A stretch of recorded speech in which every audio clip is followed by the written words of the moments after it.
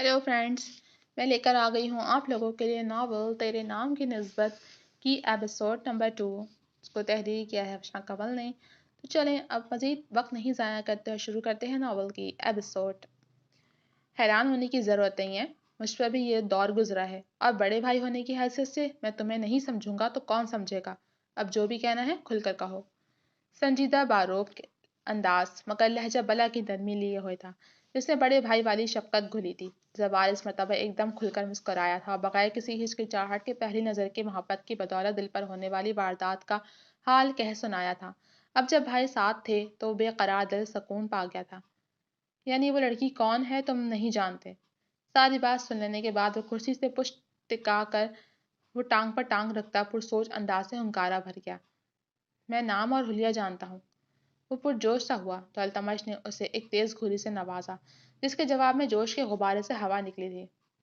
एक जैसे नाम होना आम बात है, और हुलिये की क्या खूब कही। शादी में अमूमन लड़कियां सच धज कर आती हैं, भले आम जिंदगी में सादा जोड़ा और नजर पर मोटी ऐनक लगाती हूँ। उसके डिपट कर कहने पर जबार ने अपने भाई की बात से इत्तेफाक किया। वो सिर्फ नाम और हुलिये की बदौलत उसे कैसे ढूंढ सकता था। वह एकदम ढीला होकर गर्दन पीछे को ढलका गया तो अपने भाई की बिखरी हालत अल्तमश को ये बर्दाश्त नहीं हो सकी। ज्यादा सैड हीरो बनने की जरूरत नहीं है। वो लड़की अगर तुम्हारी किस्मत में होगी तो तुम्हें मिलकर रहेगी। किस्मत से बढ़कर कुछ नहीं होता। बास मर्तबा तो किस्मत से मिले लोग भी बिछड़ जाते हैं। हाथ आई खुशियां रेत की मानन फिसल जाती हैं। अल्तमश के लहजे में सुलगती आंसी महसूस करते जबार ने अल्तमश का कर्ब महसूस करते आंखें मीच कर खोली और अपने भाई के खुबरू चेहरे को बगौर देखा। 5 साल गुजर चुके थे उस हादसे को, लेकिन उस हादसे का गम आज भी उनके दिल में गोया ताजा था। ब्लैक कार्गो पर वाइट पोलो शर्ट पहना अल्तमश खटक पला का वजी मर्द था। ऐसा मर्द जो किसी भी लड़की की ख्वाहिश हो सकता था, मगर उसके दिल की ख्वाहिश तो बस एक ही लड़की रही थी जो आज तक उसके दिल की मसनत बराजमान थी। रात बहुत हो गई है, चलकर आराम करो, कल फिर ऑफिस के लिए उठना होगा। अपनी मौजूदा बिखरी कैफियत पर हमेशा की तरह काबू पाकर वह संजीदगी से गोया होता अपनी जगह से उठ खड़ा हुआ तो जबार ने भी उसकी तकलीफ की थी। वो दोनों भाई साथ साथ चलते एक दूसरे का अक्स लग रहे थे।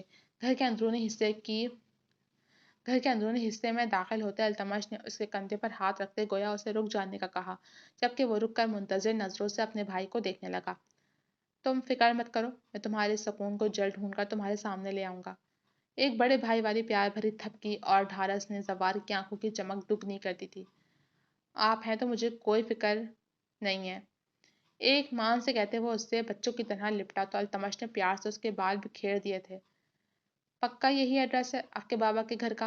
अपने सामने सुर्ख रंग के पत्थरों से बनी उस हसीन हवेली को देख वो पहले मबहूत हुई, फिर संभल कर साथ खड़ी अपनी माँ को देख संजीदगी से मुखातिब हुई। अपना घर भी भला कोई भूलता है? उनके लहजे में खुशी की खनक और आंखों में अपनों से मिलने की भरपूर खुशी की बदौलत नमी छलकी तो उसने झट उन्हें प्यार वाली कोरी भरी दी। हसीन खातून, कब खबरदार जो आप जज्बाती हुई, वरना मैं भी रो दूंगी और आप जानती हैं कि मैं रोती हुई किस कदर बुरी लगती हूँ। पटर पटर बोलती जरफ्शा ने बात के कदम पर झुरझुरी ली थी, जबकि उसके शरारती अंदाज पर वो बेसाख्ता ताइदी अंदाज से हंस दी थी। उसने उन्हें हंसता देखा और बैल पर हाथ रख कर हटा लिया। जी बीबी जी। बाद अब गार्ड छोटा गेट खोलकर बाहर निकला और अपने सामने खड़ी दो मौजूद खवातीन को एक नजर देकर नजर झुका ली तो उन दोनों माँ बेटी ने मुतासर होकर उस गार्ड को देखा था। इस घर के मकीन तो काफी अच्छे हैं, अपने गार्ड को भी लेडीज का एहतराम सिखाया हुआ। जरफ्शा मुतासर कुन लहजे में अपनी माँ से मुखातिब हुई, उनके चेहरे पर बला का फकर था। सच, हम जहाँ जाते हैं मर्द हमें घूर घूर कर देखते हैं, लेकिन ये गार्ड पहला मर्द है जो एक नजर डालकर हटा गया। Good, very good. उसके सताइशी अंदाज से कहने पर गार्ड का सीना चौड़ा हुआ था। अल्तमश साहब को वो मर्द नहीं पसंद है जो औरतों को इज्जत ना दें। उनके यहाँ काम करने का पहला असूल ही यही है। अपने मालिक के लिए मुकाबिल के लहजे में वफादारी भरा एहतराम और मोहब्बत दोनों ही शामिल थे। अल्तमश बड़े लाला का बेटा है, खुशी और फखर से उसे बताकर उन्होंने गार्ड को अपना तारुफ दिया तो उसने उन्हें एहतरामन 1 मिनट वेट करने का कहा और अंदर जाकर इंटरकॉम पर उस घर के मकीनों को इतला कर देने लगा। छुट्टी का दिन था और घर में वो सभी मौजूद इस वक्त नाश्ते की टेबल पर खुशगवार माहौल में नाश्ता कर रहे थे। उसी वक्त मुलाजमत तेज तेज कदम उठाती खाने की मेज से करीब आकर ठहरी थी। वो जी बाहर कोई मुमताज समदरानी आई हैं। उसका फकत इतना ही कहना था कि दलिया खाती अम्मा वड्डी के हाथ से चम्मच छूटकर प्लेट में गिरता एक तेज शोर पैदा कर गया था, جبکہ وہ سب بے ساختہ اپنی گردنیں موڑتے ملازمہ کو دیکھنے لگے تو وہ بیچاری ایک دم سے گھبرا اٹھی۔ سب سے پہلے شاک مومنٹ سے جبران خٹک ہی نکلے تھے۔ وہ تیزی سے اٹھ کر باہر کی جانب بڑھے تو التمش بھی تیزی سے کرسی چھوڑ کر ان کے پیچھے ہی نکلا تھا، جبکہ گلناز خٹک اپنی ساس کو سنبھالنے لگی تھیں، جو اپنی بیٹی کی آمد کا سن کر خوشی کی کیفیت میں رونے شروع ہو چکی تھیں۔ تم نے اب تک پھپھو جانی کو باہر ہی کھڑا رکھا ہے؟ مین گیٹ کے قریب پہنچ کر وہ گارڈ کو دیکھ سک برہمی سے گویا ہوا تو اس کی سرخ موٹی موٹی آنکھوں کو دیکھتا گارڈ خوف سے منمنایا تھا۔ سر کنفرم کیے بغیر اٹس اوکے التمش، وہ بس اپنا کام کر رہا تھا۔ اس کا شانہ تھپک کر اسے ٹھنڈا کرتے وہ گیٹ کھول کر تیزی سے باہر نکلے اور برسوں بعد بہن کو یوں صحیح سلامت اپنے سامنے دیکھ گویا لپک کر دونوں ہی نے فاصلہ سمیٹا تھا۔ اس جذباتی منظر کو دیکھ زری کی آنکھیں بھر آئیں تو اس نے اپنی انگلی کی پورٹ سے آنکھ کے کنارے کا آنسو سمیٹ ایک انگلی سے جھٹک دیا۔ اس آنسو کی نمی دوسری طرف آ کر ٹھہرتے التمش کے چہرے پر پڑی تو اس نے دائیں جانب کھڑی لڑکی کو دیکھا تو اسی وقت اس نے بھی اس شخص کی آنکھوں میں دیکھا تھا۔ زری کی آنکھوں کی گلابی رگیں ایک حسین منظر پیش کر رہی تھیں، لیکن سامنے کھڑے شخص کو اس حسین منظر سے کچھ لینا دینا نہیں تھا، جبھی اس نے پری پیکر پر ایک نظر کے بعد دوسری نظر نہیں ڈالی تھی، جبکہ زرفشاں اس کی آنکھوں کی رنگت کے سبب اسے جھٹ پہچان چکی تھی کہ یہ وہی گھمنڈی شخص تھا جو ہوٹل کی لابی میں اسے ٹکرایا تھا۔ البتہ اس شخص کی آنکھوں کو شناسائی کی کوئی رمق نہیں تھی۔ اپنے ملازموں کو عورتوں کی عزت کا درس دینے والے انسان کو خود عورت سے بات کرنے کی تمیز نہیں۔ اس کی جگہ کوئی اور لڑکی ہوتی تو سامنے کھڑے شخص پر اپنا دل ہار دیتی کہ وہ حسن یوسف کی مثل بے پناہ حسن کی دولت سے مالا مال تھا۔ خاص کر اس کے گورے چٹے چہرے میں گھلتی گلابیاں اسے مزید سحر انگیز بناتی تھیں، مگر سامنے کھڑی لڑکی اس کے بارے میں نخبت سے سوچتی سر جھٹک گئی تھی۔ یہ تمہاری بیٹی ہے؟ جذبات کی دھن چھٹی تو جبران خٹک زری کی جانب متوجہ ہوئے۔ جی، یہ میری اور سمت کی کل متا ہے، میری بیٹی زرفشاں درانی۔ ان کے محبت سے تعارف کرانے پر زری جھٹ انہیں سلام کرتی جھجک کر ان کے قریب ہوئی تو انہوں نے دونوں بازو وا کرتے اسے اپنے شفقت بھرے حصار میں لے کر اس کا سر چوما تھا، جبکہ اس کا نام سن کر التمش بری طرح سے چونکا تھا۔ کل ہی تو اس کے بھائی نے اسی نام کی لڑکی کا ذکر کیا تھا۔ التمش نے اب بغور اس کے حلیے پر نظر ڈالی۔ سنہری بال، شہد رنگ کانچ کی مانند آنکھیں، گلابی عارض خمدار گہنی پلکیں، ستواں ناک، تیکھے نقوش اور مومی وجود، وہ زوار کے بتائے گئے حلیے پر پوری اترتی تھی، جبکہ اس کی ایکس رے کرتی نظروں کو خود پر محسوس کرتی زری نے ایک تیز چپتی نظر مقابل پر ڈالی تھی جو اب اس کی ممی سے خوش اخلاقی سے مل رہا تھا۔ جنگلی کو دیکھنے تک کی تمیز نہیں! غصے میں بڑبڑاتی وہ ان سب کے ساتھ اندر کے جانب بڑھ گئی تھی، جبکہ اس کی اٹھی گردن اور پروقار چال کو دیکھتا التمش کے چہرے پر سوچ کی پرچھائیاں تھیں۔ What the! منہ پر پڑتے پانی کی بدولت وہ تقریباً غصے میں چیختے ہوئے اٹھ کر بیٹھا، مگر سامنے کھڑے التمش کو دیکھ اس کا جملہ مکمل ہونے سے رہ گیا۔ کیا ہے لالا؟ اس نے گیلے چہرے پر ہاتھ پھیرتے ساتھ بالوں کو بھی سنوارا تھا۔ ایک ہی چھٹی ملتی ہے اس پر بھی آئی ہے ظلم! دوسرا سرہانہ باہوں میں دبوچے وہ پائنتی کی جانب اوندھے منہ گر کر شکوہ گو ہوا تو التمش نے اسے ایک سخت گھوری سے نوازا تھا۔ سنا نہیں شاید تم نے، جو سوتا ہے وہ کھوتا ہے۔ اس کے ٹھنڈے لہجے کے طنز پر اس نے کسل مندی سے کروٹ بدلی تھی۔ لالا پلیز کچھ دیر اور سونے دیں۔ وہ ملتجی ہوا تو التمش نے اس کے سرہانے کو کھینچ لیا۔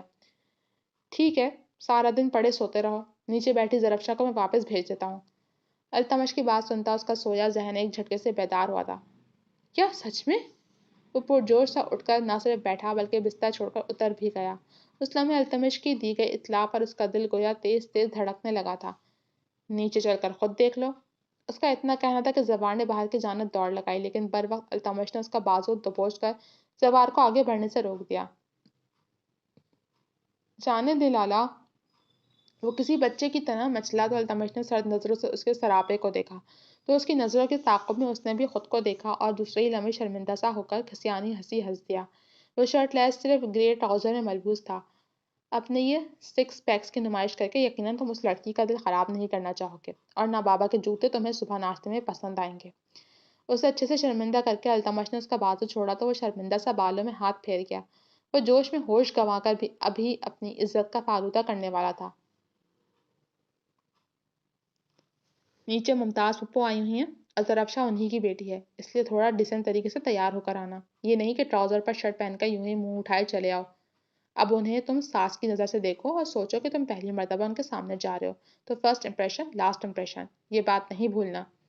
سنجیدہ مگر نرم رسان بھرے انداز میں اسے ہدایت دیتے التمش نے پیار سے اس کا گال تھپتھپایا اور اسے ریڈی ہونے کے لیے ٹائم دیتا روم سے نکلتا چلا گیا تو وہ بھی اپنے لیے پہنے جانے والے لباس سوچتا تیزی سے ڈریسنگ روم کی جانب بڑھ گیا تھا۔ سفید شلوار قمیص میں نک سا تیار خشبو میں بسا وہ بڑے اچھے طریقے سے ممتاز دورانی سے ملا تھا جبکہ زری تو اسے دیکھتے ہی پہچان گئی تھی۔ اس معاملے میں اس کا ذہن کافی تیز تھا۔ اسے بھی خوشی ہوئی تھی کہ اس اکھڑ کے علاوہ ماموں کی طرح ڈیسنٹ زوال بھی وہاں موجود تھا۔ جہاں التمش نے اسے مخاطب نہیں کیا تھا وہیں زری نے بھی اس سے بات کرنا ضروری نہیں سمجھا تھا۔ التمش کی تو خیر عادت تھی کہ وہ زیادہ بات نہیں کرتا تھا مگر زرافشاں کی ناپسندیدگی کی وجہ سے اس سے مخاطب نہیں ہوئی تھی۔ جب تک سمت پاکستان نہیں آ جاتا تم یہیں ہمارے پاس رہو گی۔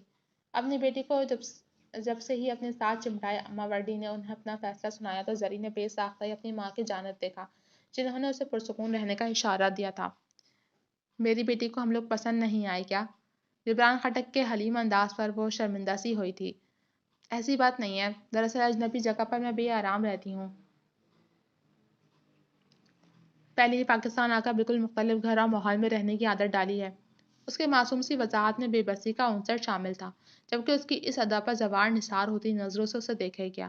وائٹ کھلے پائنچوں کے ٹراؤزر کے ساتھ پستئی کلر کی ایمبرائڈرڈ کرتی پہنے گلے میں دوپٹہ لیے بالوں کی پونی باندھے وہ عام لڑکیوں سے تھوڑی مختلف لگی تھی اسے، مگر کسی مصنوعی سہارے کے ملائی چہرہ دمک رہا تھا۔ گلے میں گولڈ کی چین تھی اور بائیں ہاتھ کی کلائی میں بیش قیمتی رسٹ واچ اور پیروں میں وائٹ پرل کی 2 پٹی سلیپر سٹائل جوتی۔ نظروں کو تھوڑا لگام دو، ماں جی تمہیں ہی دیکھ رہی ہیں۔ التمش نے دبے دبے انداز میں اسے ٹوکا تو وہ ہڑبڑا کر ہوش میں آتا ایک چور نظر اپنی ماں پر ڈال گیا جو مسکراتے معنی خیز انداز میں واقعی اسے ہی دیکھ رہی تھی۔ اس مرتبہ وہ کچھ سنبھلا تھا۔ کاش میں غصے میں رابطے نہیں ختم کرتی تو بابا کو جاتے ہوئے ایک نظر تو دیکھ سکتی تھی۔ وہ ایک مرتبہ پھر شمس صاحب کو یاد کرتی آبدیدہ ہوئی تھی۔ جب انہیں شمس خٹک کے انتقال کا بتایا گیا تو وہ ٹوٹ کے بکھری تھیں۔ جبران اور اماں وردی نے بڑی مشکلوں سے انہیں سنبھالا تھا جبکہ ان کی بکھری حالت دیکھ اماں وردی بھی خوب ہی روئی تھیں۔ بس بچے، اپنی ماں کو معاف کر دو، میں نے بھی تو تمہارا دل توڑا تھا، سارا قصور میرا ہی ہے۔ وہ شرمندہ بھی تھیں اور دکھی بھی۔ ممتاز دورانی انہیں شرمندہ دیکھ ایک دم سے ان سے لپٹی تھیں۔ اچھا بس اب میں آ گئی ہوں نا، اب کوئی اداس کرنے والی بات نہیں ہوگی۔ اس کے مصنوعی روب سے کہنے پر ان سب کے چہروں پر مسکراہٹ آ گئی تھی۔ شام تک دونوں حویلیوں کے افراد خانہ بڑی حویلی میں موجود تھے۔ وجہ ممتاز دورانی کی آمد کی اطلاع اماں وردی نے خود وہاں پہنچائی تھی۔ بچے اپنی پھپھو اور اپنی نیو کزن سے مل کر جہاں خوش اور خوشی کا اظہار کر رہے تھے وہیں ان کے دونوں بھائی بھی اچھے سے ان سے ملے تھے۔ البتہ ان کی دونوں بیویوں کی شکلیں ضرور بن رہی تھیں۔ انہیں ان سب کا ری یونین کچھ خاص پسند نہیں آیا تھا۔ بڑے سے ہال میں چائے کا پرتکلف انتظام تھا۔ سب لوگ ہی چائے کی چسکیاں بھرتے لوازمات سے بھرپور انصاف کر رہے تھے۔